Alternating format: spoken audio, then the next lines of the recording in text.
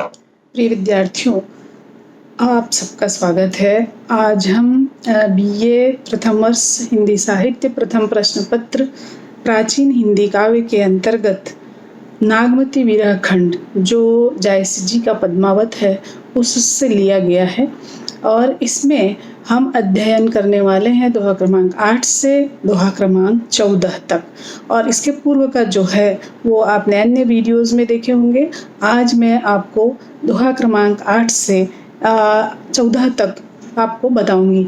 उसके पहले मैं बता दूं कि मैं डॉक्टर बी नंदा जागृत, गवर्नमेंट दिग्विजय महाविद्यालय राजनांदगांव छत्तीसगढ़, और आपको मैं जायसी जी के बारे में बताने से पहले यह स्पष्ट करना चाहती हूँ कि आप सब जब भक्तिकालीन काव्य पढ़ते हैं तो आपने स्पष्ट रूप से ये पढ़ा है कि भक्तिकालीन काव्य की दो प्रमुख शाखाएं हैं, एक निर्गुण भक्ति धारा और दूसरा है सगुण भक्ति धारा। तो निर्गुण भक्ति धारा की भी दो शाखाएं हैं। निर्गुण भक्ति धारा की दो शाखाएं कौन कौन सी? संत काव्य धारा और सूफी काव्य धारा। उसके बाद आप देखते हैं कि सगुण भक्ति धारा की भी दो शाखाएं हैं, एक कृष्ण भक्ति धारा और दूसरा है राम भक्ति धारा। तो उसके बाद आप ये अच्छे से याद रखना, जो साहित्य का विद्यार्थी है, ये प्रथम वर्ष का विद्यार्थी है, उसको ये जो विभाजन है, वो ये जो चार धाराएं हैं, उसको बहुत अच्छे से रट लेना चाहिए, अच्छे से याद रखना चाहिए।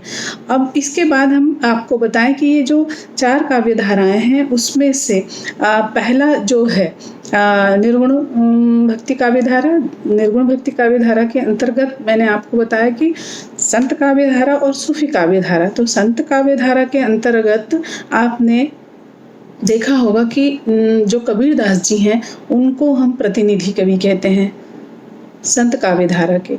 सूफी काव्य धारा के प्रतिनिधि कहलाते हैं मलिक मोहम्मद जायसी, और इसी तरह से कृष्ण भक्ति काव्य धारा के प्रतिनिधि कवि माने जाते हैं सूरदास जी, और राम भक्ति काव्य धारा के प्रतिनिधि कवि माने जाते हैं तुलसीदास जी। तो किस काव्य धारा का कौन मुख्य कवि है, प्रतिनिधि कवि है, उसको भी अपने को याद रखना चाहिए। इसके बाद मैं आपको बता दूं कि जो जायसी जी हैं इनका हमें पढ़ना है। तो ये जो जायसी जी का जो महाकाव्य है, ये याद रखेंगे कि जायसी जी के महाकाव्य का नाम बताइए। तो जायसी जी के महाकाव्य का नाम क्या है? पद्मावत। तुलसीदास जी के महाकाव्य का नाम बताइए। तो तुलसीदास जी के महाकाव्य का नाम क्या है? रामचरितमानस। तो हम सूफी कवि के बारे में पढ़ रहे हैं, पद्मावत जिनका महाकाव्य है, और उनका नाम है मलिक मोहम्मद जायसी। आपको मैं बता दूं, जायसी जी का जन्म जायस नगर, उत्तर प्रदेश में जो है जायस नगर, वहाँ पे 6 जुलाई 1475 को हुआ था। एक और स्पष्ट बात है कि जो भक्तिकालीन कवि हैं उन लोगों के जन्म के संबंध में विद्वानों में एक मत नहीं है, क्योंकि उन्होंने तो ऐसा सोचा नहीं था कि वो ऐसी रचना कर रहे हैं, बाकायदा अपना जन्म स्थान, अपना नाम स्थान लिख के जाएं। तो ऐसा उनका था नहीं, वो भक्ति कर रहे थे और इस तरह से उनका लेखन हुआ था। इसलिए जन्म की जो तारीख है वो तारीख एकदम एक मत वाली नहीं है। फिर भी आप ये याद रखें कि 6 जुलाई 1475 को इनका जन्म हुआ था। कहाँ हुआ था? उत्तर प्रदेश के जायस नगर में। पिता का नाम था शेख ममरेज। पिता का नाम था शेख ममरेज, और कवि का मूल नाम आप देखिए, उनका नाम है मोहम्मद, और जायस नगर के रहने वाले थे, इसलिए जायसी। और मलिक है वो इनके वंश की परंपरागत उपाधि है मलिक। अब तीनों मिला के हुए मलिक मोहम्मद जायसी। और इस तरह से इनके बारे में जब हम जानने की कोशिश करते हैं, जब हम जानते हैं, तो ये स्पष्ट होता है कि जायसी जी एक सच्चे और अच्छे व्यक्ति थे, सच्चे और अच्छे कवि थे। सांप्रदायिक सद्भाव, भारतीय जो संवेद संस्कृति जो है यहाँ की, उस भारतीय संवेद संस्कृति के एक सत्यनिष्ठ साधक थे। ये ऐसे थे सूफी कवि जायसी जी। अब जायसी जी के बारे में और थोड़ा आपको जानना चाहिए कि जायसी जी के गुरु थे, दीक्षा गुरु जो थे, उनका नाम था मोहदवी शेख बुरहान। मोहदवी शेख बुरहान के ये शिष्य थे। और इनकी रचनाओं के बारे में आपको मैं बता दूं कि रचना है कहरानामा, मसलानामा, अखरावट, आखिरी कलाम, चित्ररेखा, कन्हावत एवं पद्मावत। और इसी पद्मावत को हमें पढ़ना है। और ऐसे जायसी कवि का निधन हुआ था 14 अक्टूबर 1542 को। और इनकी जो समाधि बनी है, आपको पता है कहाँ है इनकी समाधि? है अमेठी में। कभी आप अमेठी जाएं तो जाइएगा, क्योंकि ये भक्ति काल के महत्वपूर्ण कवि हैं। अब इसके बाद मैं आपको बता दूं कि ये जो हमने कहा कि संत काव्य धारा और सूफी काव्य धारा, संत काव्य धारा और सूफी काव्य धारा के जो कवि हैं, उन जो दोनों संत हैं दोनों काव्य धारा के, उन लोग किस तरह से अंतर है उन लोगों में। बहुत सारी समानताएं हैं, लेकिन एक मुख्य अंतर है, वो ये है कि जो सूफी काव्य धारा है वो प्रेम को ज़्यादा महत्वपूर्ण मानते हैं, और संत काव्य धारा के कवि हैं वो ज्ञान को ज़्यादा महत्वपूर्ण मानते हैं। इसलिए कि संत कवि कहते हैं कि जब तक आपको ज्ञान नहीं होगा तब तक आप कैसे जानोगे कि ये परम ब्रह्म है, ये परम सत्ता है, यही वो ईश्वर है जिसकी मैं भक्ति कर रहा हूँ, जिसको मैं प्राप्त करना चाहता हूँ। तो उसका आपको ज्ञान होना चाहिए। कबीरदास जी ने इसीलिए कहा ना, गुरु गोविंद दो खड़े काके लागू पाए, बलिहारी गुरु आपकी गोविंदियो बताए। मतलब गुरु और गोविंद भगवान दोनों खड़े हैं, लेकिन मैं सोच रहा हूँ कि मैं पहले चरण स्पर्श किसके करूँ। लेकिन कहते हैं कि बलिहारी गुरु आपकी, गुरु जी बलिहारी है आपकी, क्योंकि आपने ही बताया था कि ये भगवान है बेटा जिनको देख ले। तो आपने मुझे ज्ञान दिया, इसलिए मैं पहले आपके चरणों की वंदना करता हूँ, प्रणाम करता हूँ। और सूफी कवि क्या कहते हैं कि 3 लोग 14 खंड, सबे परे मोहि सूझी, प्रेम छाड़ी नहीं लीन कछु, जो देखा मन रीझी। ऐसा कि ये तीनों लोक है, 14 खंड है, इन सब स्थानों में मुझे तो कुछ दिखाई नहीं देता, कुछ सूझता ही नहीं है। प्रेम छाड़ी नहीं लीन कछु, और मुझे ऐसा लगता है कि इस दुनिया में, इस संसार में प्रेम को छोड़कर ऐसी कोई चीज नहीं है जिसको देखकर मेरा मन रीझता है, मेरा मन प्रसन्न होता है। तो ये 2 मुख्य अंतर इनके सूफी और संत कवियों में है। तो हमें पढ़ना है सूफी काव्य धारा में जायसी जी को, और जायसी जी का महाकाव्य, मैं बार बार आपको कह रही हूँ महाकाव्य, याद रखिएगा। आप जायसी जी का महाकाव्य पद्मावत को पढ़ना है। पद्मावत को पढ़ने से पहले मैं बहुत संक्षेप में पद्मावत के बारे में आपको बता दूं कि ये जो सूफी कवि हैं उन लोगों की विशेषताएं रही है कि लौकिक प्रेम को आधार बनाकर इन्होंने अलौकिक प्रेम का चित्रण किया। जैसे आप राधा कृष्ण को देखते हैं, राधा कृष्ण सामान्य सब प्रेम नहीं है, लौकिक प्रेम नहीं है, साधारण जनजीवन का प्रेम नहीं है, वो अलौकिक प्रेम है, भक्त और भक्ति का प्रेम है। इसी तरह से ये जो पद्मावत है वो उसी तरह की कहानी है। इसमें आप कुछ नाम बहुत मुख्य रूप से, बहुत अच्छे से, महत्वपूर्ण रूप से याद रखें। एक नाम तो है रत्नसेन का।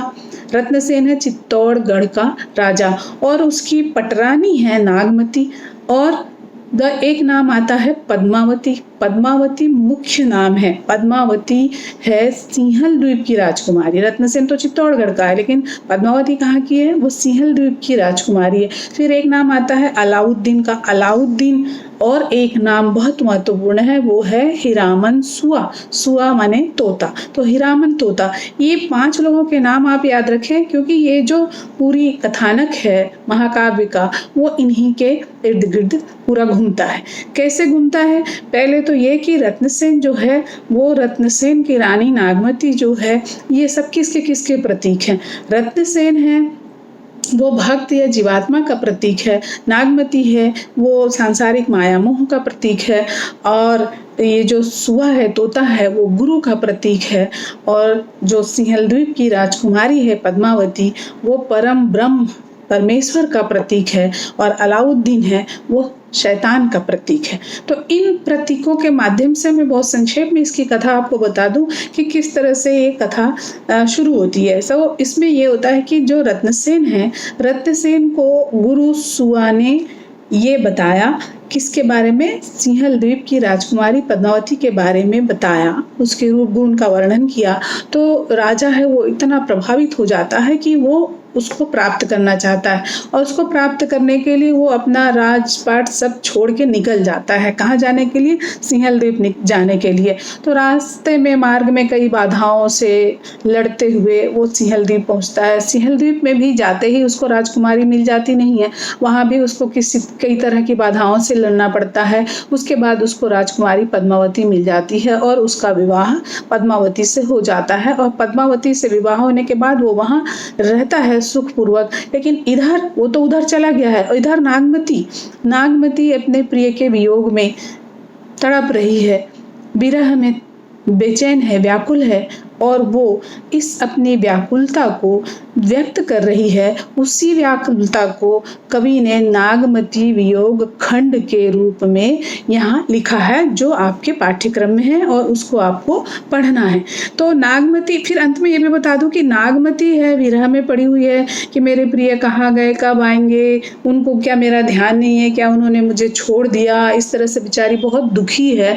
और उसके बाद हम देखते हैं कि जो नागवती है, उसके दुख का मतलब इतना ज़्यादा उसको दुख है कि अंततः उसका जो दुख है, उसकी जो तड़फ है, उसकी जानकारी रत्नसेन को मिलती है। फिर रत्नसेन वापस आता है, वापस आके दोनों रानियों के साथ वो रहता है।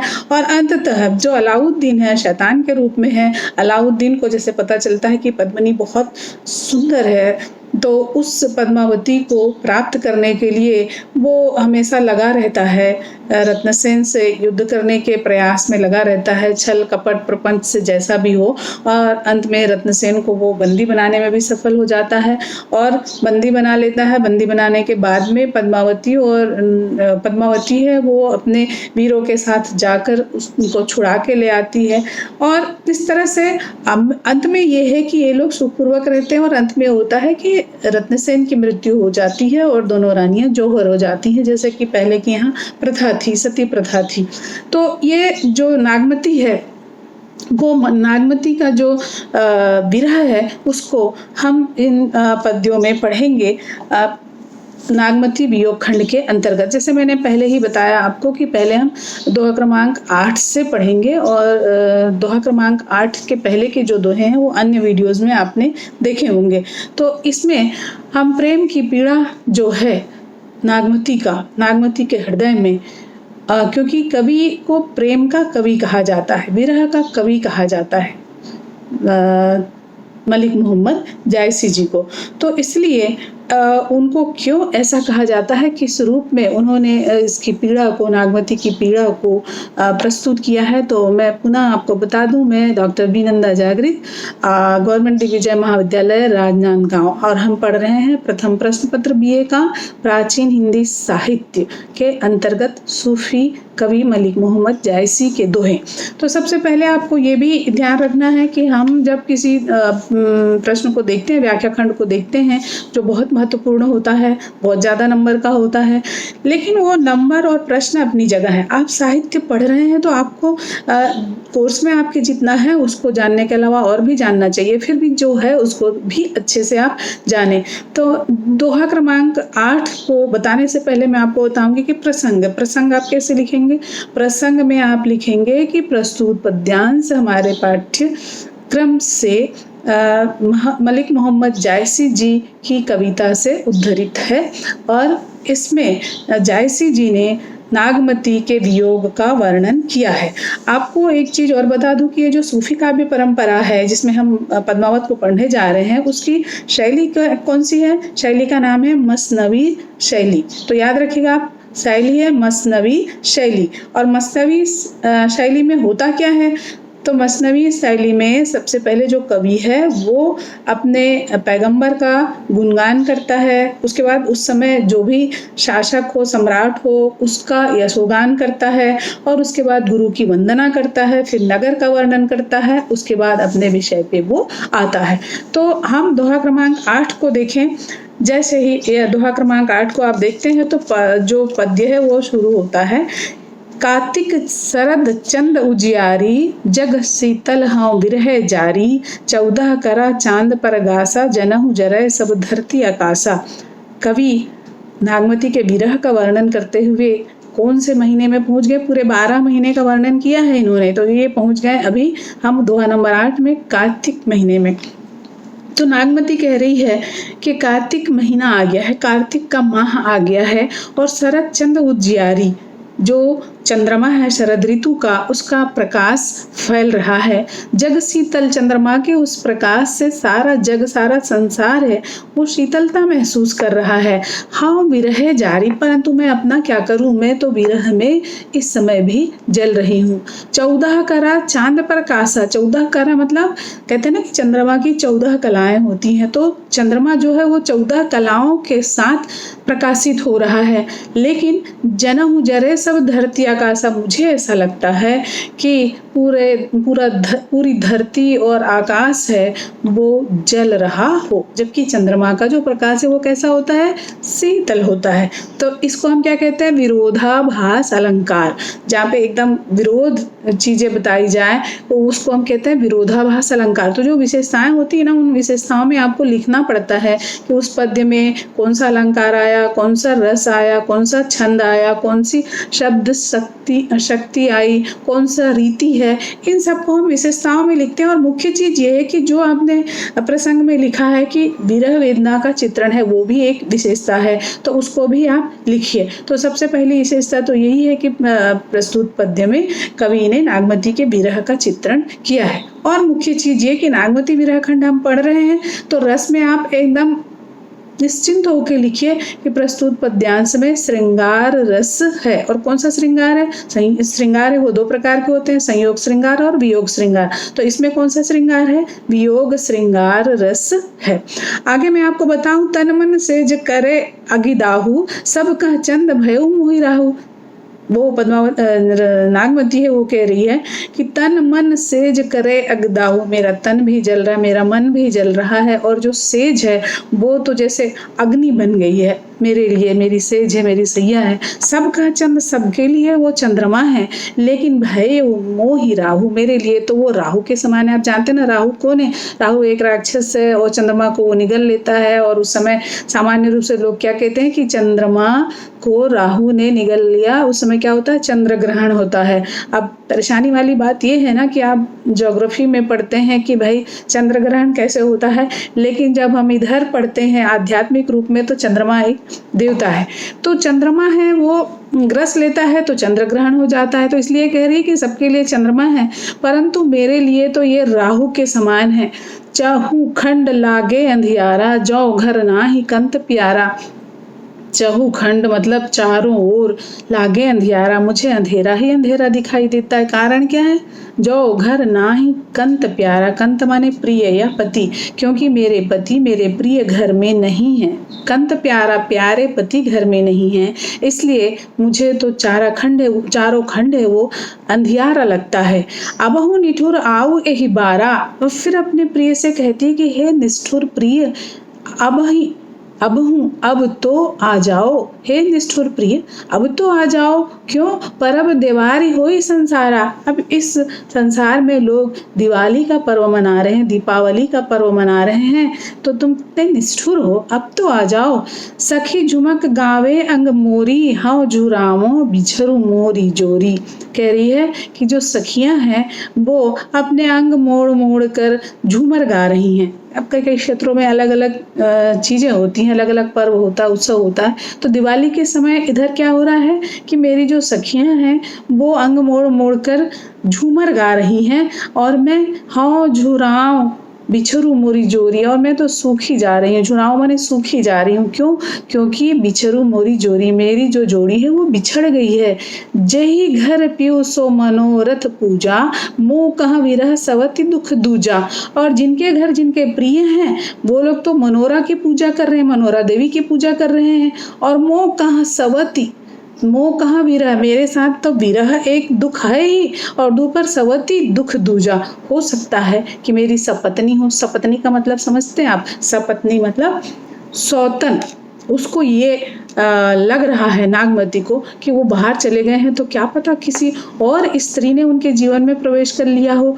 तो एक तो विरह है ही, दूजा दुख मेरा सपत्नी का है, सौतन का है। और इस तरह से आगे ये कहती है, सखी माने त्योहार सब, गाई देवारी खेली, हाँ का गाबो कंत बिनु, रही छार सिर मेली।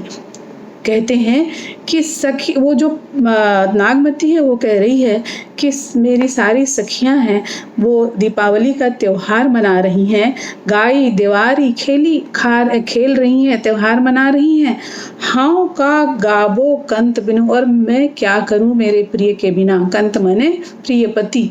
तो मैं क्या करूं अपने प्रिय के बिना। मैं क्या कर रही हूँ, रही छार सिर मेली। छार माने राख, मैं राख को अपने सिर में मल रही हूँ। सब लोग दिवाली खेल रहे हैं तो मैं राख को सिर में ऐसे मल रही हूँ जैसे मैं होली खेल रही हूँ। तो इस तरह से इस पद का अंत होता है। और इसके बाद का जो अगला पद है मैं आपको दूसरे वीडियो में बताऊंगी, और दूसरा वीडियो में आप दोहा नंबर 9 से सुनेंगे। तो ये जरूर अच्छा आपको लगा होगा, ये मैं समझती हूँ, आपको समझ में आया होगा, आपको आसान लगेगा। बहुत बहुत धन्यवाद।